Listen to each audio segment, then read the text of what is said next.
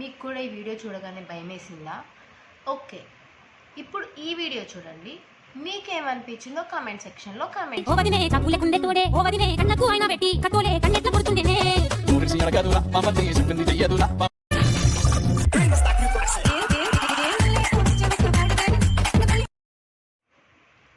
ఈ వీడియో చూసిన తర్వాత మీకేమనిపించింది? నిజంగానే దెయ్యాలు ఉన్నాయనుకుంటున్నారా? మీకేమనిపించిందో కామెంట్ సెక్షన్లో కామెంట్ చేయండి.